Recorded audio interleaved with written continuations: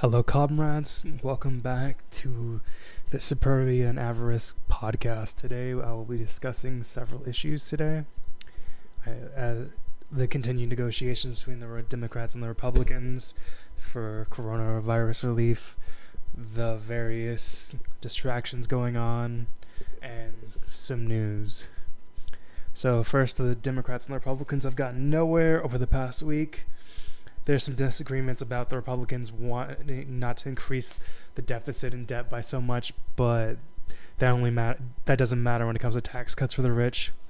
And if most people need money right now to keep the economy afloat, and if people are losing jobs, there's going to be less tax revenue, so the deficit and debt will go up no matter what.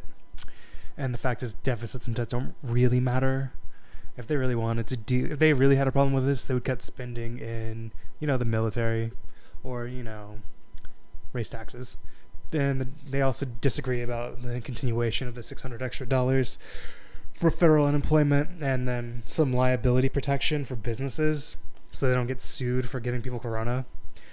The Republicans are for that, and the Democrats want to don't want to add liability protection, want to continue the $600 unemployment, and they want to boost spending for tests and that sort of stuff.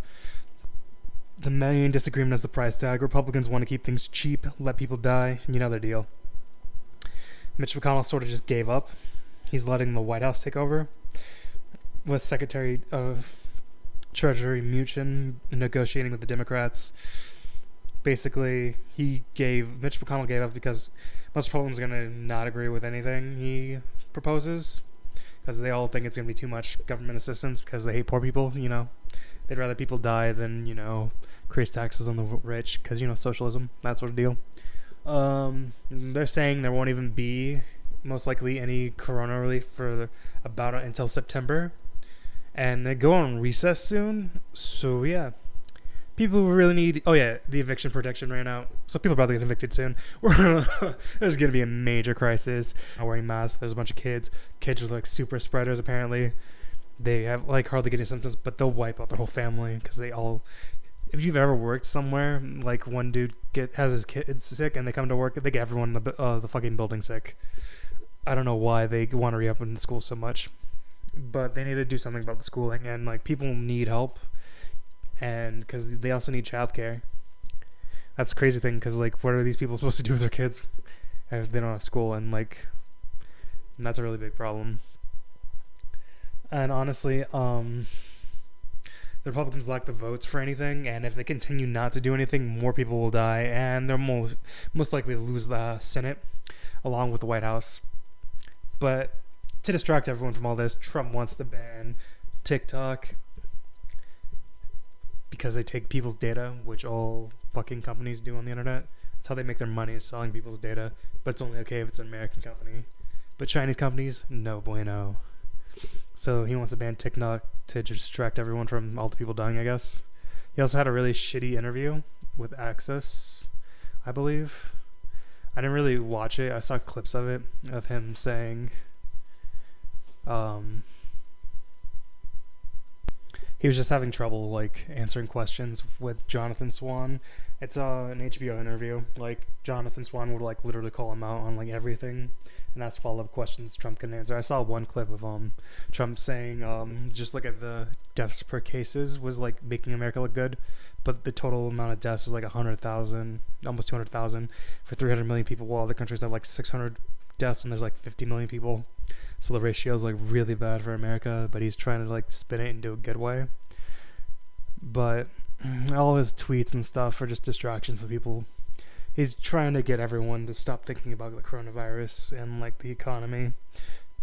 That's really what's going on. Because that's what they do. And they just want to distract people from what's actually going on.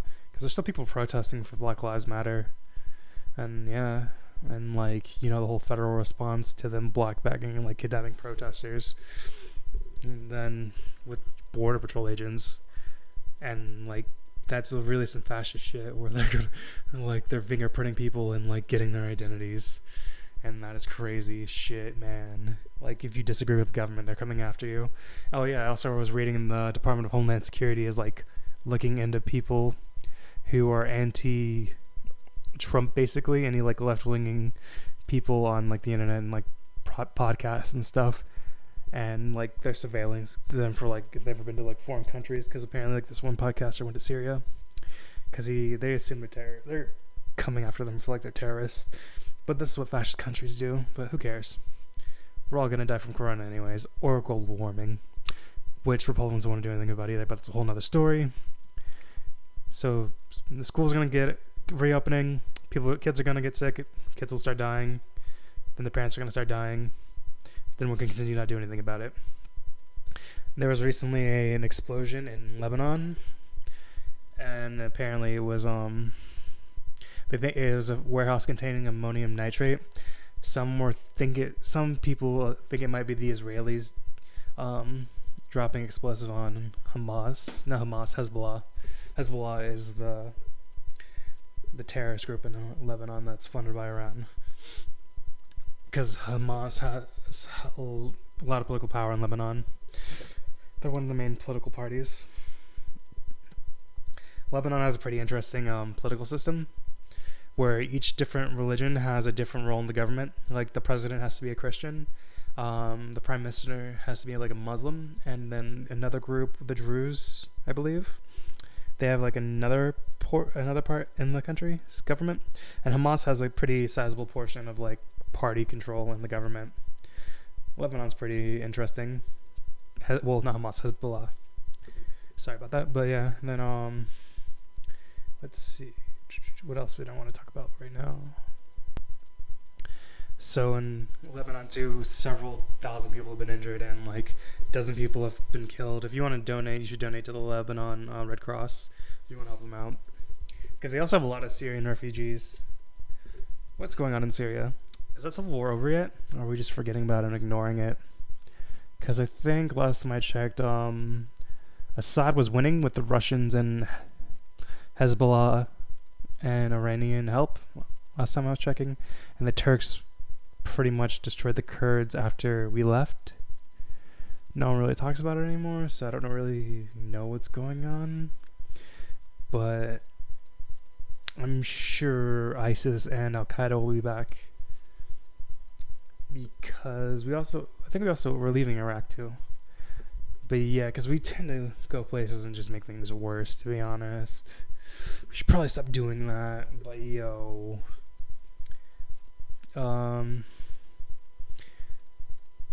let's see what else could. Let me see. Oh yeah, on the TikTok thing. Trump is so Microsoft. There was rumors of Microsoft buying TikTok, and Trump was gonna ban TikTok this Saturday, but he didn't go through it after he heard the rumors of Microsoft was in talks with buying TikTok for the US, New Zealand, and Australia, and I think another territory. So that way it's owned by an American company, and then it's okay because they're Americans stealing your data instead of the Chinese. Everything's okay if it's American. But Trump's threatening them if they don't have a deal by September 15th, he's going to ban TikTok if Microsoft doesn't buy them by then. But I was reading somewhere too, the Chinese are going to make sure it falls through, because they don't want to have their Chinese company like taken over by an American company, because TikTok is owned by the Chinese government is very heavily invested in TikTok, because of course they are. They love data. Like, it's what they do. They collect data on their citizens, and then they track them for dissidents and make sure that everyone stays in line. That is true, but it doesn't really matter for Americans because we don't fucking live in China. Well, they were using TikTok probably to spy on soldiers, because of course they would. Why wouldn't they? Soldiers really shouldn't be on a lot of apps because they track your data and location. I remember there was a fitness app where all these soldiers were sharing their like data and miles they were running, and you could basically see where all the secret military bases were based on the outlines of where people were running on the site of the app. And so the Pentagon had to like sue and get that stuff like deleted off the internet, and like they had to ban the app from soldiers' phones, because they were giving away classified information. Trump's losing really bad, but it's Biden's race to lose. Trump can't win, but Biden can lose like Hillary lost. He's very ahead in the polls and nationally. Even with like that such a low national lead, there's a good chance that even if the polls are way off, it's way outside the margin of error. So he's gonna have a very large lead nationally, and that's gonna increase. That counts too towards the states. But he could still. It depends how close the states are and where his margins are, and different states and like different. Because he could be like Hillary and run up like California by a lot, but then like barely lose like 3 very important like Democratic states. Biden has an easier road to 270 than Trump does, because Biden just needs to get the old like blue wall states in the Midwest back. So like, as long as he gets Wisconsin, Michigan, and Pennsylvania back, and that gets him at like 268, based on all the states that Hillary won. Like, actually, and plus, if he wins back that Maine, that one electoral college vote in Maine, he's good. That gets him at 269, I believe. Actually, yeah. Oh yeah, if he if he wins Wisconsin, Michigan, and Pennsylvania, he becomes president. And Hillary barely lost those by like a grand total like 30-something thousand votes. So yeah, he's practically winning all 3 of those states at the moment, but things can change. So Biden has a clearer path to 270 than Trump does. Trump needs to run the board across all the battleground states that come back. Because even though Republicans have a advantage in the Electoral College, but the Democrats have like very solid like higher population states. The Republicans have more of the rural states, so like they win a lot more states, but they win like less Electoral College votes. And then the whole census too. A lot of the votes from like the Pennsylvania and stuff tend to like move to like Florida and probably Arizona. So Biden just needs to win Michigan, Pennsylvania, and Wisconsin, and he's good. And doesn't really matter if he wins the other ones.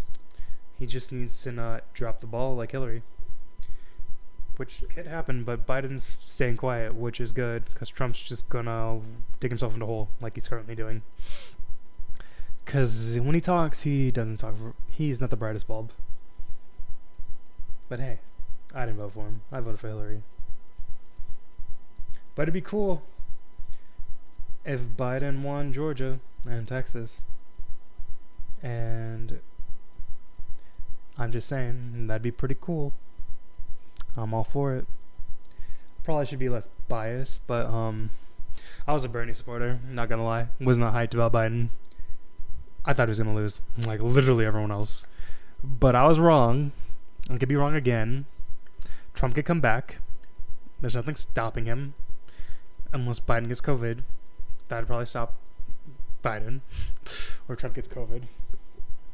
But hopefully none of that happens to anyone. Well, Trump's also been saying, like, distracted people are saying, oh, let's delay the election.